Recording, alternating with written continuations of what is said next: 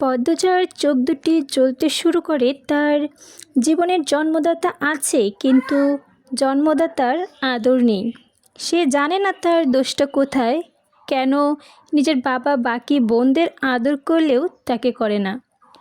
কথা অবধি বলেন না।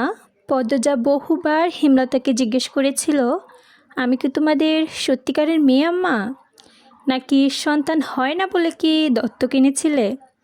আব্বা কেন আমাকে এত অবহেলা করে? ও আম্মা, আম্মা বলো না।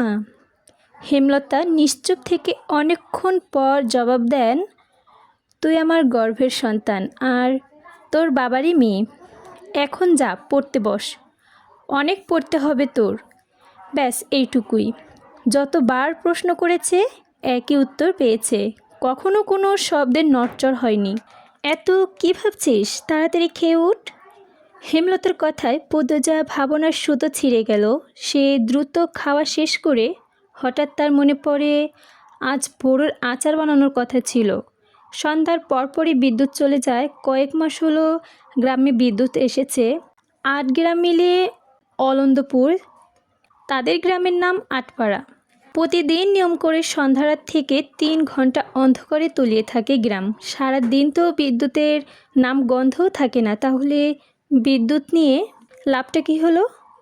পদ্মজা, পূর্ণা, প্রেমা ৩ বোন একসঙ্গে পড়তে বসে। হঠাৎ বিদ্যুৎ সংযোগে বিচ্ছিন্ন হতেই মোড়লবাড়ি অন্ধকারে তলিয়ে যায়।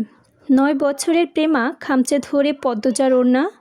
পদ্মজা মৃদুস্বরে ডাকল, আম্মা, আম্মা। হেমলতার ভেতরে ঘর থেকে উঠল, টর্চ নিয়ে যা। হেমলতার ডাকে পদ্মজা উঠে দাঁড়ায়। প্রেমা অন্ধকারে খুব ভয় পায়। বড় বোনের ওড়না ছেঁড়া পূর্ণার হাত চেপে ধরে টর্চ নিয়ে ঘরে ঢোকার মুহূর্তেই পদ্মজা গেট খোলার আওয়াজ পায়। উকি দিয়ে দেখে হানিফ এসেছে। লোকটা সম্পর্কে তার সৎমামা। হানিফকে দেখে সে দৌড়ে ঘরে ঢুকে পড়ে। হানিফ চেঁচিয়ে বলল, বুবু, বাড়ি অন্ধকার কেন? বাতি টাত্তি জ্বালাও। হানিফ নাকি? হেমলতা হারিকেন হাতে বারান্দায় এসে দাঁড়ায়। হানিফ দাঁত বের করে হাসল, বলল, হ আমি। আয় ভেতরে আয়। হানিফ বারান্দা পেরিয়ে বড় ঘরে ঢুকে বলল, তোমার সেরিগুলা কই? ঘরে আছে, ওরা পড়াশুনো করতেছে। এই অন্ধকারেও পড়ে? অবাক হয়ে বলল হানিফ। হেমলতা কিছু বললেন না।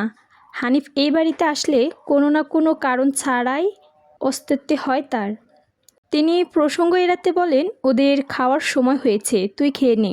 এই হানেই খামু না, তোমার সরাই খাতনা যাইতে হইব। তার উচ্চারিত শেষ বাক্য রসিকতা ছিল। গ্রাম থেকেও হেমলতা খাবারের জন্য আলাদা ঘর রেখেছে, সেটা হানিফের কাছে রসিকতা বটে।